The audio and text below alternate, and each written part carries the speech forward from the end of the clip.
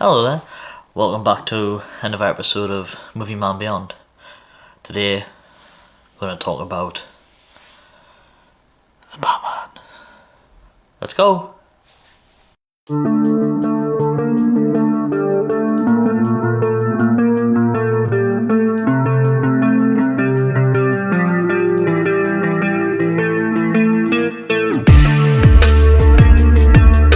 So, the Batman. Little film that's just been released. What can I say? First off, I absolutely loved it. Would I say it was the best Batman movie? For me personally, I'd say that was a yes. I thought it was tremendously done, tremendously shot. Cinematography was great.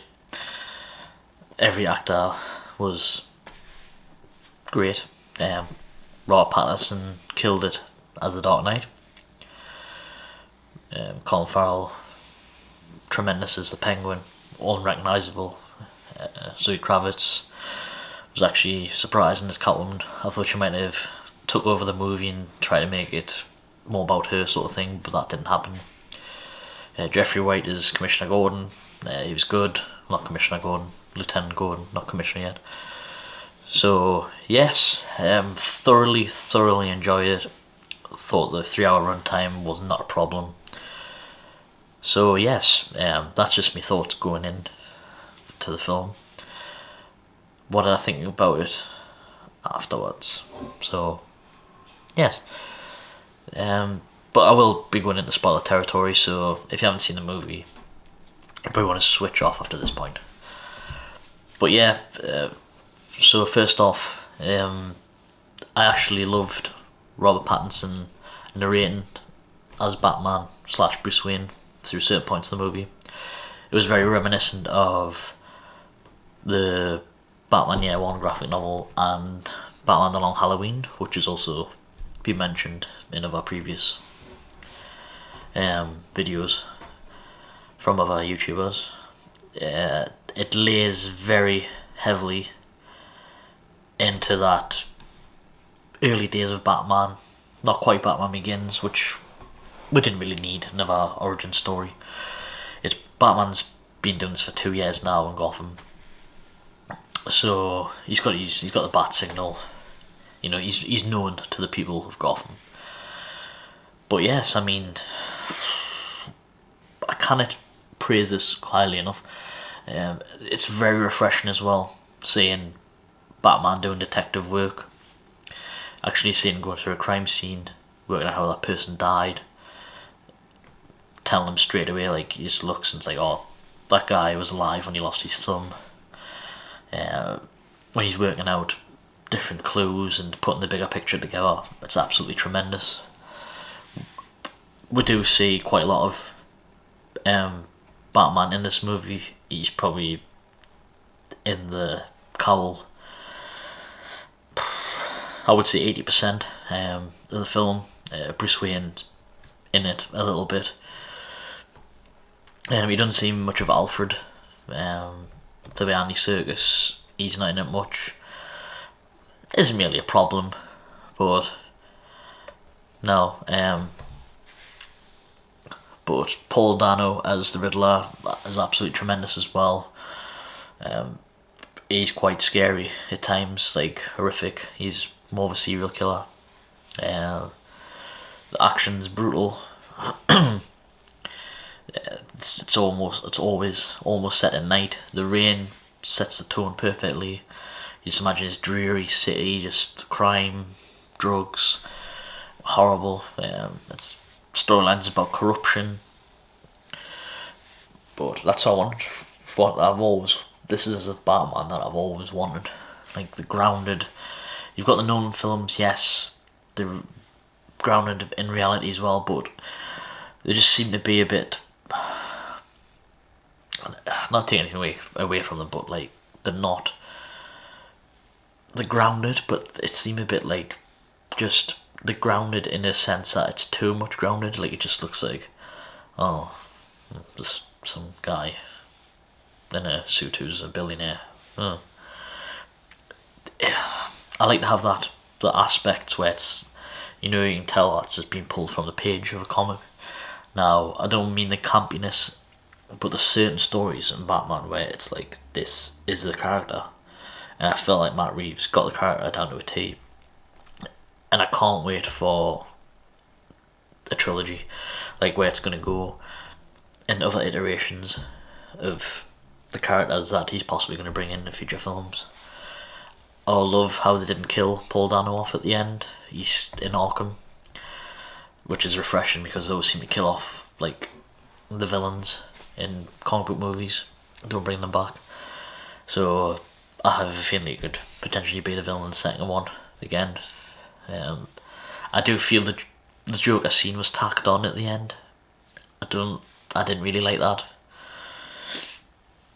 Pardon me. I feel stuff like that is kind of just forced, just so people go, oh, it's a Joker.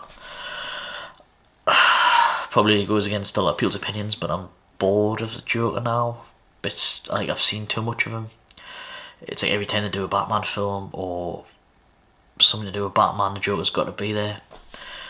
It's like we've had plenty of iterations of the Joker, yet we've had one Mr. Freeze, we've had 2 Riddlers, we've had 2 Penguins, we've had 3 Catwomen. I don't mean obviously the original 1960s, but as in the movies.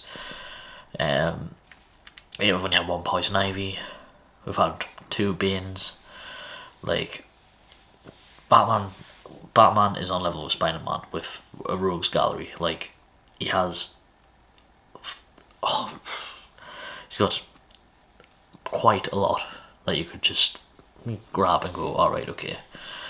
You got Firefly, Man-Bat, you've got Mad Hatter, you've got Ventriloquist, you've got Scarecrow again. Obviously he's been in 1 film, well, trilogy films. There's Clayface. I know if you want to go fantastical, you've got Clayface and stuff like that, but you need to tap into them instead of just reusing the same characters over and over again. And if you're going to bring Joker, just leave him for the last film. Like, I feel you're just going to put him in the next film, but it's just going to be like, oh. And everyone loves The Dark Knight. I wanted to go a different route, a different way. So keeping him in line with more, but just making a bigger scale. So yes.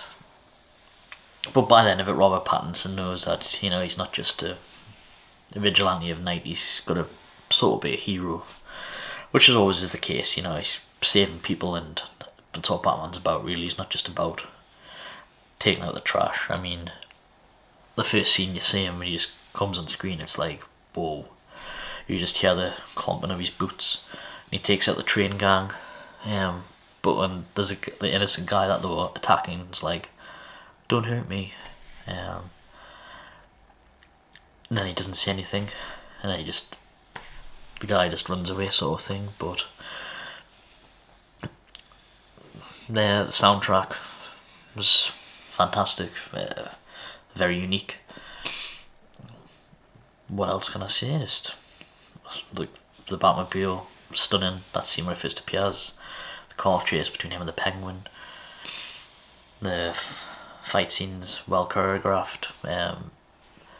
You know, it was more of a thriller at times, trying to work out and put the pieces together. But yes,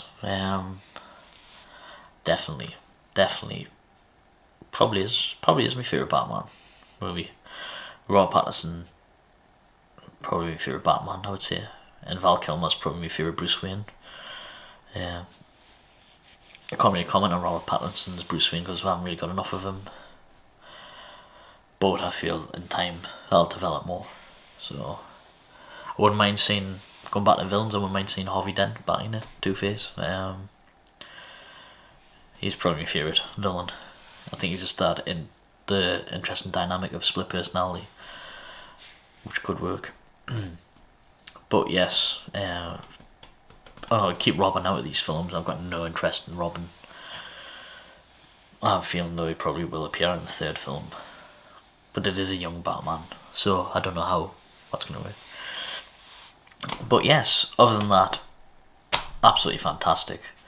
I went to see it in the Cineworld branch of cinemas over here in the UK. So they were giving away free posters, which I framed. See you can see out there. There you go. Looks pretty cool. They're giving them away free. But by the time I came out with the first showing in the morning, there was practically none left. I also bought this Batman bobblehead cup. So yeah, I haven't used them. I lost the straw, but it wasn't a reusable straw anyways. It was a typical paper straw that they give these days. So yes, the Batman, fantastic, excellent. Can't say enough about it. I don't understand what people want though. I've seen headlines from certain reviewers and articles saying, "Oh, it's dreary, it's miserable, it's not there's no jokes." But it's Batman. We're not Adam West. It's not the '60s. It's the grounded, serious Batman. If Batman was a real thing, why would people think it was a joke? It boggles the mind. And for me personally, there's something in there for everyone. I understand why I got a 15 rating for the UK, but on the other hand, I don't understand why as well, with when they've obviously making toys and stuff. I know in America it's PG-13. I can only assume it was for the F-bombs. The violence I've seen maybe is a little bit too much, where they could possibly tone it down a bit, but there wasn't really a lot of blood. I'm assuming it'll be to do with the Riddler killing people and suffocating and stuff, so. But yes, I know I did say I was meant to have a video out last week, or this coming week, about Creepshow reviews. Creepshow season 1, 2, 3 reviews. I've been busy sort of thing, I haven't gotten around to it. I need to stop saying that because that's an excuse.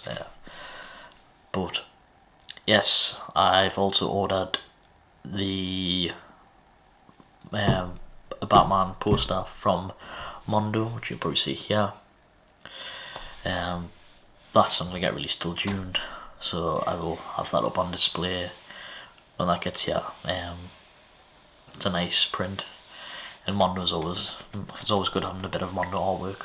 I've also ordered Batman Returns, Batman Forever on 4K, as well as the Dark Knight trilogy on 4K in separate editions. It was cheaper to do it that way than buying the box sets on HMV, so I didn't buy Batman and Robin.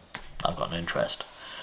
So yes, I've also got the Batman animated series on Blu-ray come from America. I think that is it.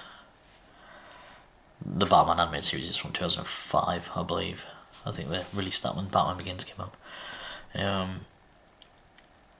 But I think that's it. Yeah. So we'll just see when they turn up. So the print will not be here till June, July, I would have thought. Probably when the Blu-ray gets released. So yes, hope all is good. Definitely check out the Batman. And if you watch this and you've picked up on the spoilers and stuff, then I can't help that. But there's plenty more that I can't probably think of at the top of my head. But go and see it. You won't regret it. Probably going to be one of the top 3 films of the year, I would have thought. It's definitely up there in terms of Batman. Probably the best Batman movie. If anyone particularly knows me, Year One and The Long Halloween are my favourite graphic novels probably ever, even in terms of any character. Batman wise, definitely. So yes, I'll speak to you all soon. I'm Batman. Bye.